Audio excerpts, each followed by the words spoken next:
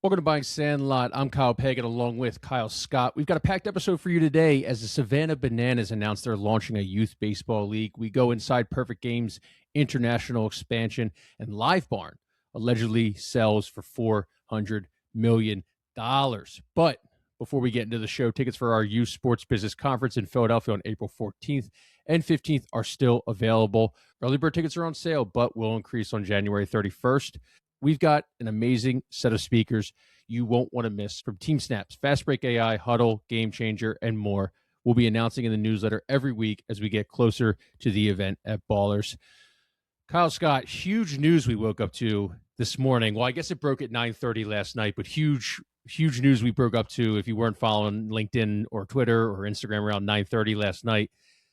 Savannah Bananas, out of nowhere, want to launch a youth sports league with the goal of 1 million participants. Why? Because it's expensive, overly competitive, and often inconvenient for families. I know this was a major part of the newsletter today. You had a lot of thoughts, so I'm going to shut up and I'm going to let you go with them.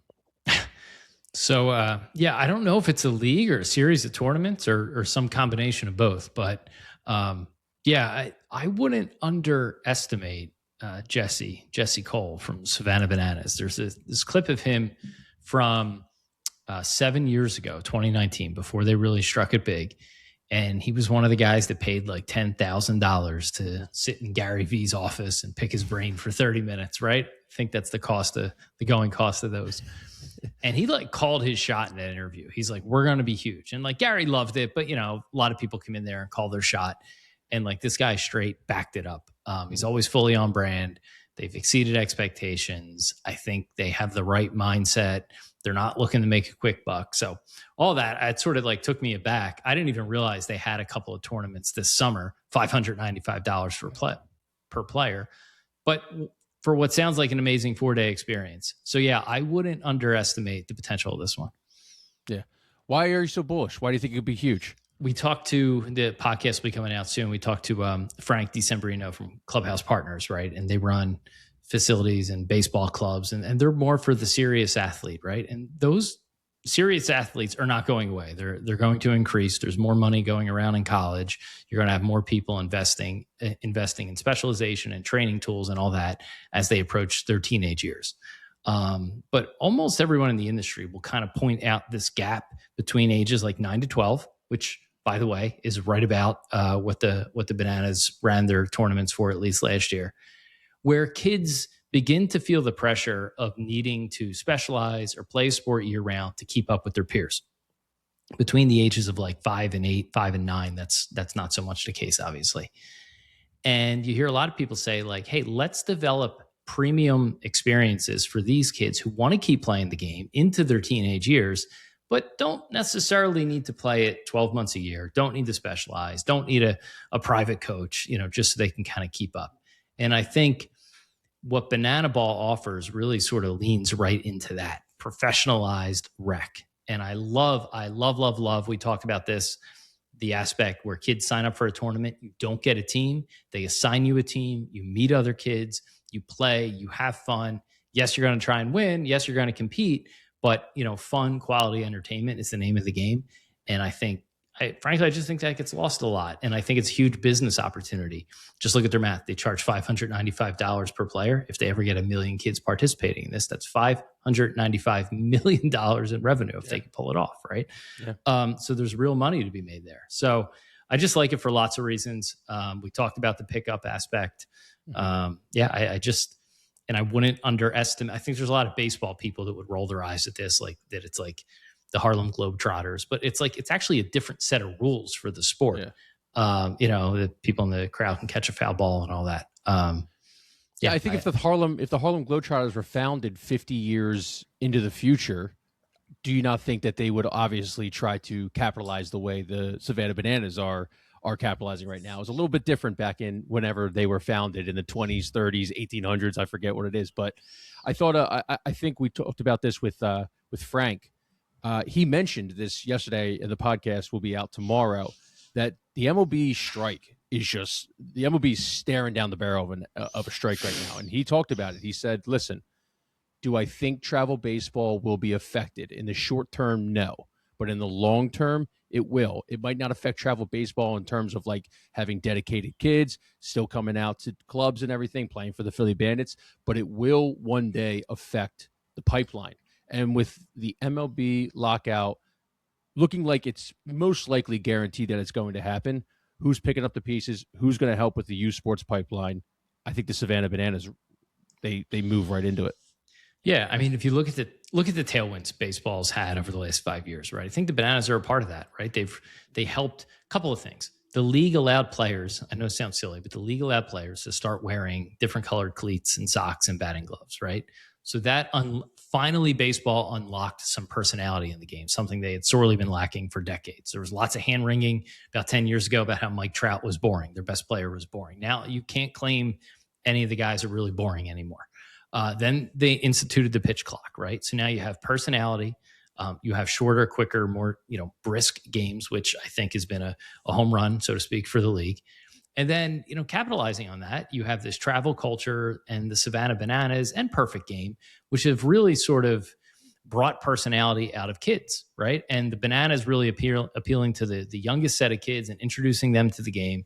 And I think if there is a strike, which it certainly looks like there will be at some point, the Bananas will be the only game in town, right? And they'll have a real opportunity to grab, that rec age player and kind of win them over if they haven't already. So I wouldn't understate the potential of what they could do to youth baseball. Because if you're a kid and it's spring and you could play in your little league or your Ripken league, or there's a banana league or a banana tournament, right?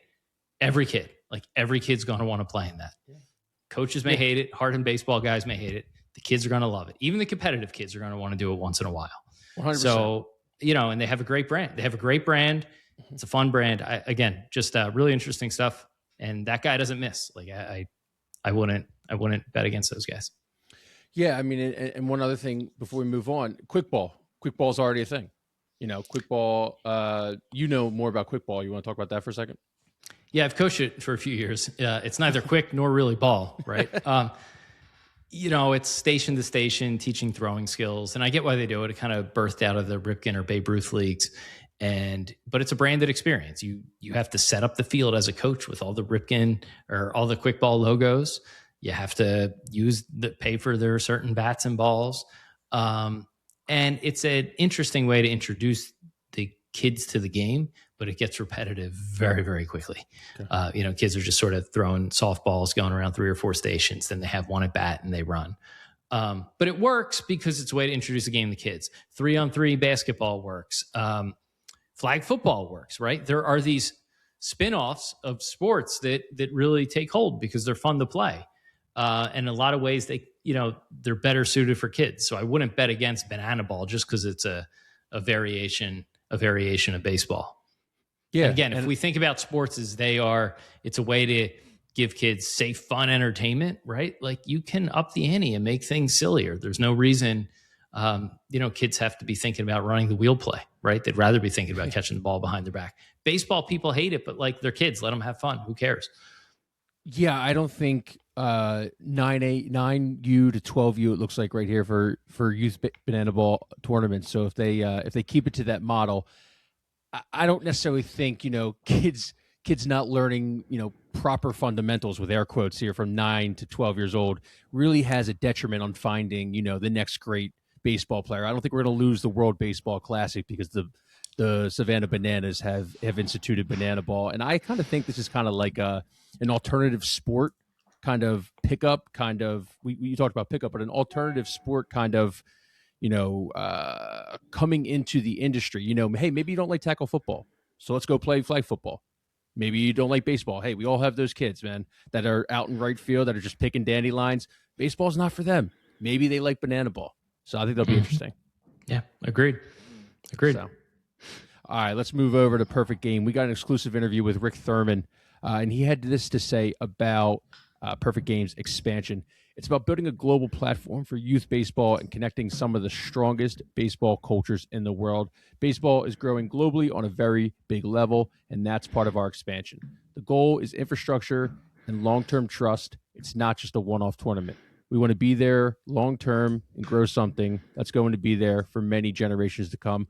one of our predictions in 2026, international expansion, perfect game, Team Snap, League Apps, one of the tech sports platforms. Fast Break AI just signed up with a European a European consulting company. So international expansion is coming. What's your read into the Perfect Games Pacific Rim game plan? Yeah, it's almost like we say it here and it comes out there, right? I mean, we predicted this like 2 weeks ago. But they had already previewed this, right? So this isn't like totally new, but he definitely shared some additional insights. What I think will be interesting is he talked about this sort of coaching culture, this focus on fundamentals and the process, right? Something we really don't have in the U.S., right? And I think the U.S. has been looking in all sports internationally the way players and coaches approach the game. Everyone's kind of reading off the same script as they're developing, and they really focus on the fundamentals and the team aspect of the game. And American sports is often me, I. And I would argue that banana ball and even sort of the flashy nature of the parts of the Perfect Game brand, I should say, lean into that a little bit, right?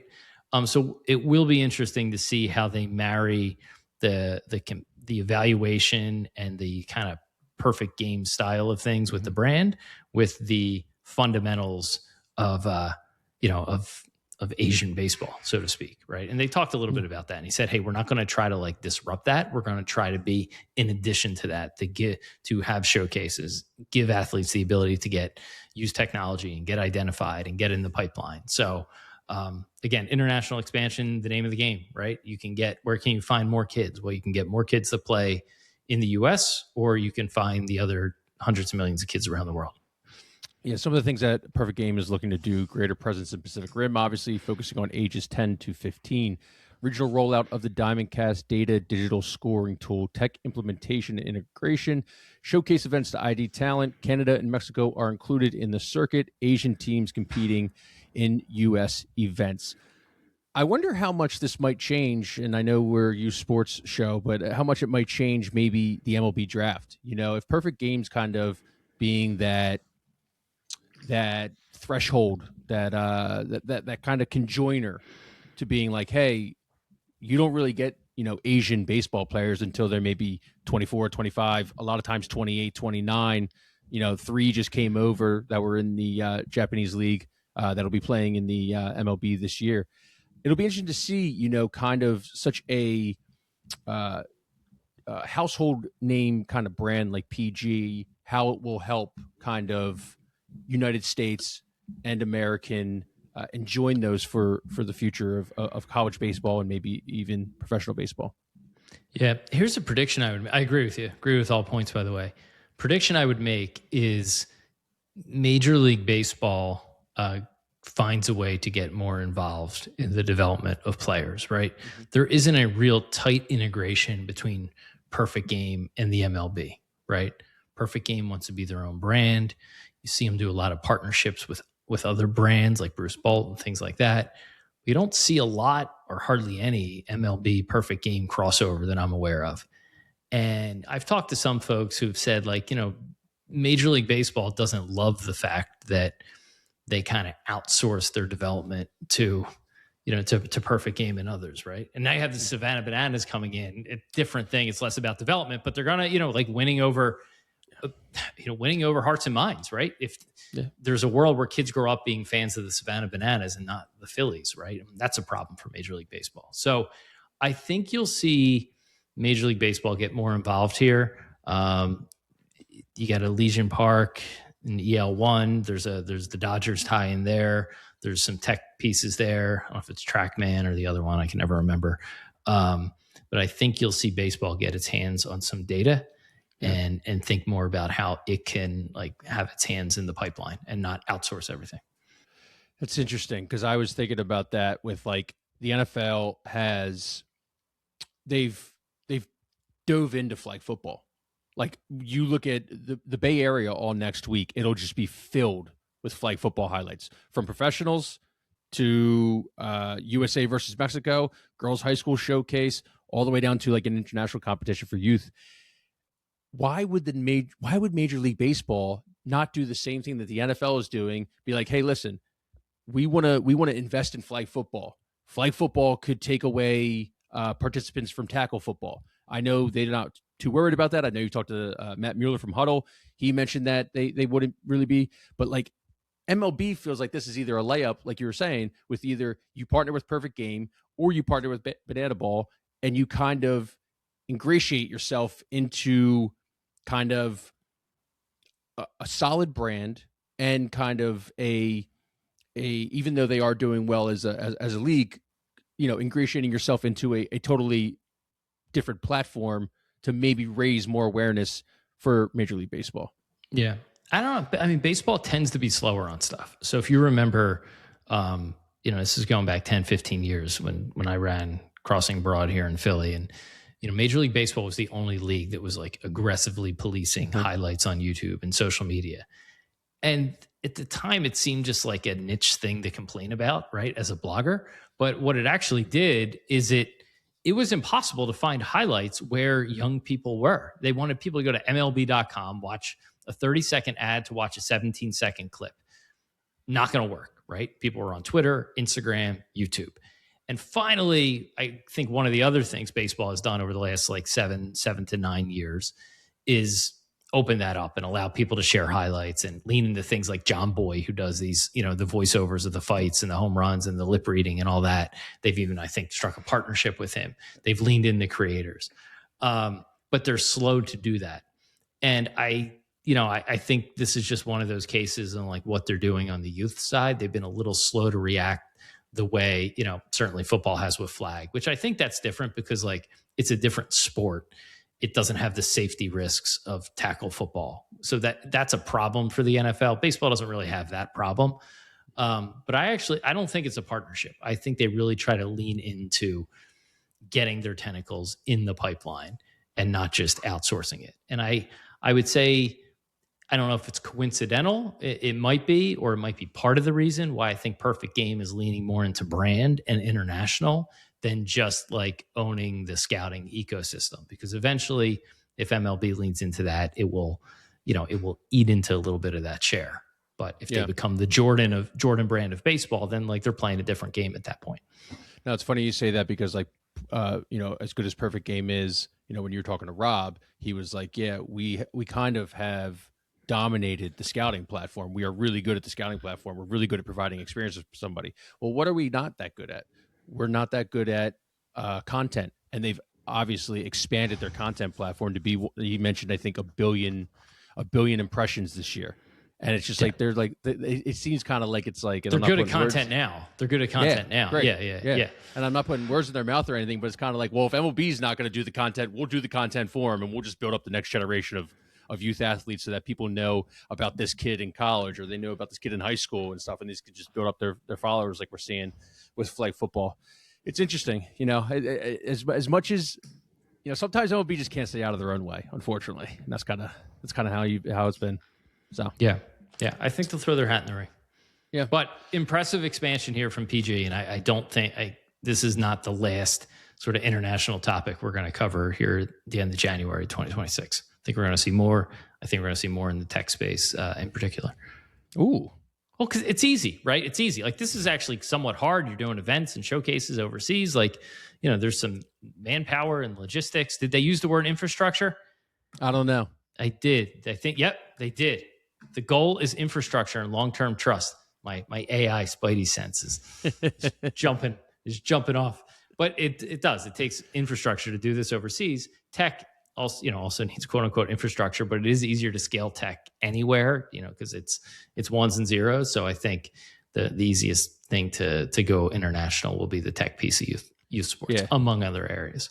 Yeah, the data piece might be huge for them, especially with the introduction of Asian Pacific Zone athletes in Canada and Mexico, as they mentioned as well. Yeah. All right. We were off. We were off since last Wednesday. We missed a lot. We missed a ton of youth sports acquisitions last week. Obviously, the big one, GTCR launches Ascent Sports Group with former Match exec Gary Swidler, and they immediately come out swinging. allegedly, we got to put the allegedly in there, and they buy LiveBarn for $400 million because it hasn't been confirmed yet. But Sportico has an entire piece on it. Now, obviously, that's got to go through all the legal mumbo jumbo. But Kyle, I kind of want your thoughts on your read on this before I ask you all of the questions I have. Yeah, I'm never going to get the acronym right. Is it GTCR? GTCR, yep. I'm going to get it wrong 100 times. It's too many letters. GTCR LLC. Like there's too many single letters. It's a lot. They could have done better on the branding. You know what though? If you got that much money, you can do whatever you want, right? Exactly. Listen, so I was away a little bit. So I know we covered this, that they were launching a fund with the big dog from Match, right? Mm-hmm. And so I'm away. I'm seeing what James is putting out there. I look at my phone. I'm like, wait, didn't we just cover this thing launching a fund? It was so clear, like they launched with an intent. They knew exactly what they were coming out of the gates with. Pretty impressive stuff, making a splash. I'm sure it's not going to be their last.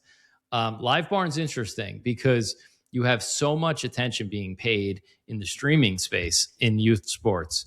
And you now have like a real good comp for the industry. I think they're around $80 million in revenue. That's been reported in a few places. $400 million valuation, assuming that's the full sale price. So you're talking a 5x revenue multiple for a scaled youth sports streamer.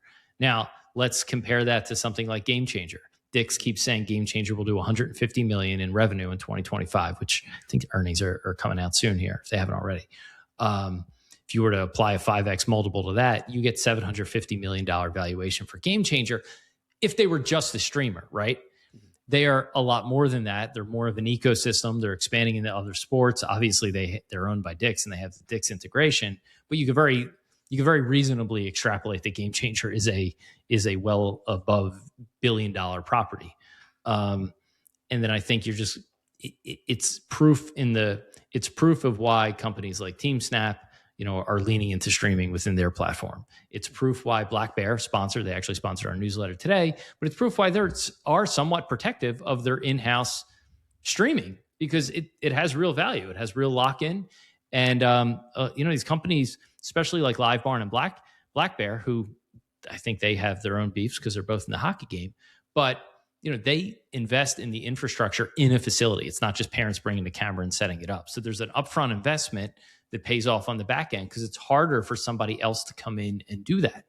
So yeah, interesting stuff. And I think we're now beginning to see the fire hoses of capital that really sort of collected themselves over the last year begin to get deployed. There was what was the other one that was reported or Varsity Brands was allegedly buying a unknown soccer apparel company. Yeah, my first thought is Capelli.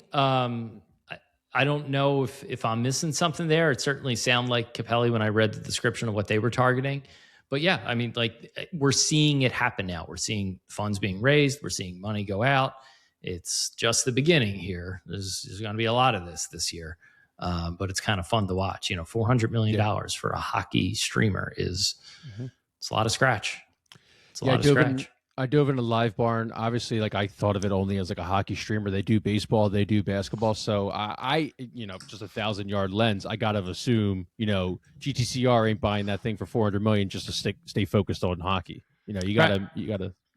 Well, it goes back. James has written this 100 times. The way to grow here is really just through adoption. There's been all these surveys. Nobody has significant market share. GameChangers was the largest at like 9%. 7 or 9%. YouTube and Facebook were the highest, right? So there's so much room. And that's why you see GameChanger going into basketball and other sports. You see TeamSnap going, kind of wants to own the parent-led rec level. LiveBarn certainly offers other things. You have Baller TV, which there's just so many ways to attack it. But it seems like the consensus among the streamers is even if you're known for one sport, AI is good enough now that, whatever differences there are between sports, it's easy for your cameras to kind of learn and tag and, tag players differently. Like that was one of the concerns early is like, hey, like live streaming and cutting up AI highlights of volleyball looks a lot different than baseball. But I think the tech and the AI is there that once you have enough adoption, you can pretty easily get into another sport, technically at least. Maybe not easily. I think it's a really interesting spot both are in, because GameChanger's attacking it from a different way than maybe LiveBarn is attacking it from, and maybe GTCR has a plan down the road to kind of attack it the way Dix is. But Dix is using like brands and creators and sports and different and the NBA Cup of youth sports is what we called it for their Game Changer Challenge basketball tournament that they had. And LiveBarn is kind of be like, hey, we're good at this. We're going to be good at those other things. We don't want creators. We don't need creators. Maybe that's how they're going to attack it. I think it's going to be so interesting how they're coming up for it. But what I want to do is I want to pull out SportsEngine Sale-O-Meter, because it all leads back to the SportsEngine Sale-O-Meter in this one. What's the effect on SportsEngine and Versant? Because rumors say they're hoping to fetch around the same price tag. Yeah, so their price tag is roughly the same, reportedly. I think, let's see what their revenue is real quick.